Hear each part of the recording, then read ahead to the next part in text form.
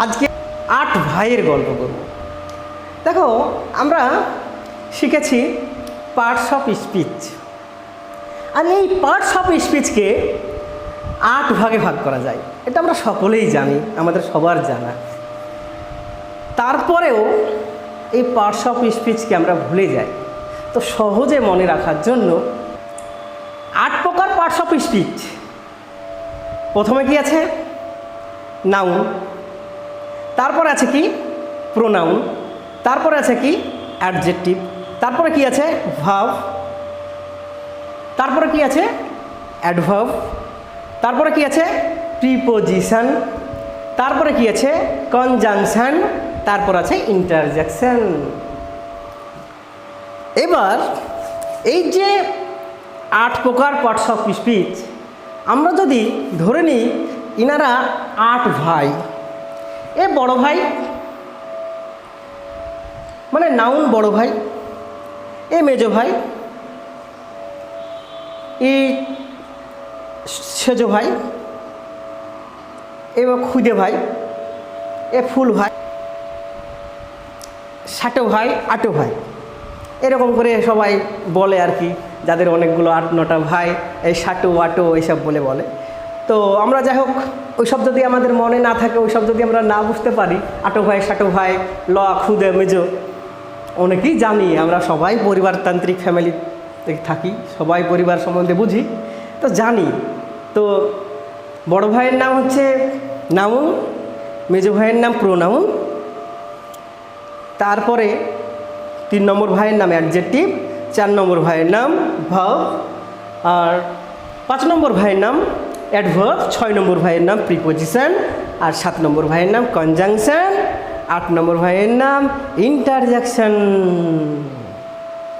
তাহলে এইগুলোকে এবার আমরা একটু মজা করে একটু কিভাবে মনে রাখা যায় দেখে নিই। প্রথমেই আছে বড় ভাই নাউন। নাউনের কাজ হলো যে বাড়ির সবার নাম বলে দেওয়া। আর একটা জিনিস আগে আমি বলতে ভুলে গেছি, সেটা হচ্ছে বাড়ি বলতে এখানে আমি সেন্টেন্সকে বোঝাবো। বাড়ি মানে সেন্টেন্স। একটা সেন্টেন্সকে যদি বাড়ি বলি, তাহলে তো সেন্টেন্সকে যদি ৮ ভাগে ভাগ করা যায়, তাহলে সেন্টেন্সটাকে একটা বাড়ি হিসেবে ধরি। আর এই বাড়িতে এই ৮ ভাই বসবাস করে। বড় ভাই নাউন। বাড়িতে সবার ওর কাজ হচ্ছে বাড়ির সবার নাম বলে দেওয়া।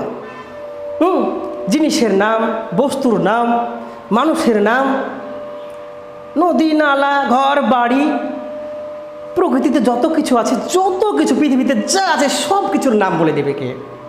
নাউন। যেটা আমরা বলি noun is a naming word. Name of things, name of person, name of virtue. কি বুঝতে পারছো না? তাহলে নাউন হলো পুরো সবার পৃথিবীতে যা আছে সবার নাম বলে দেবে। এই কাজ, এর বাড়িতে এই কাজটা করে। তারপর আছে মেজো ভাই। ইন্টারেস্টিং ব্যাপার।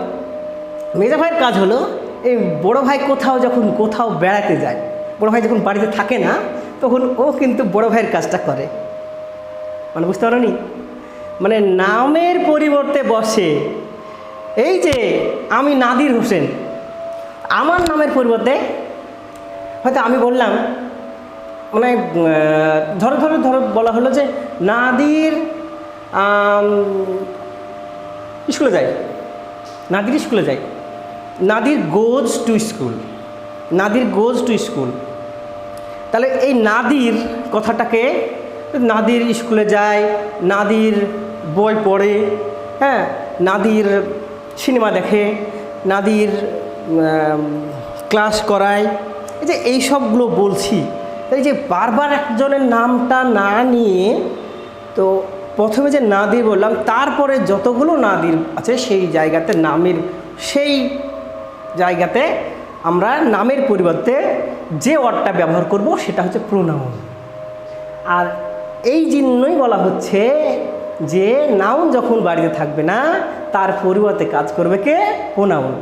তাহলে বড় ভাই না থাকলে তার কাজটা করে দেয় মেজো ভাই। সোজাসুজি শুনে নাও, সোজা কথা হলো বড় ভাই বাড়িতে না থাকলে মেজো ভাই কাজটা করে দেবে।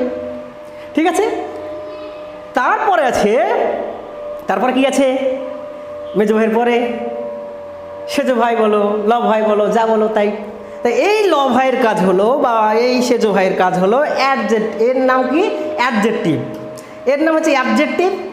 এর কাজ হলো এই যে বড় ভাই আর মেজো ভাই কাজটা ঠিক মতো করছে কি না, হ্যাঁ, তার ওদের বিষয়ে গোয়েন্দাগিরি করা, এদের পিছনে লাগা, হ্যাঁ, যে ওরা কাজ ভালো করে করছে না খারাপ করে করছে, কি ঠিক করছে কি ভুল করছে, ওদের দোষ গুণ অবস্থা পরিমাণ কোথায় যাচ্ছে, কি খাচ্ছে, এইসবগুলো দেখে ও।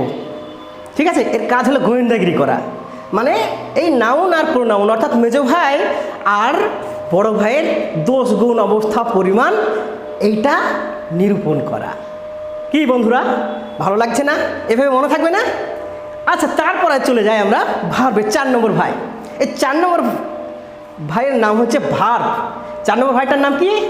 4 নম্বর ভাইটার নাম হচ্ছে ভার্ব।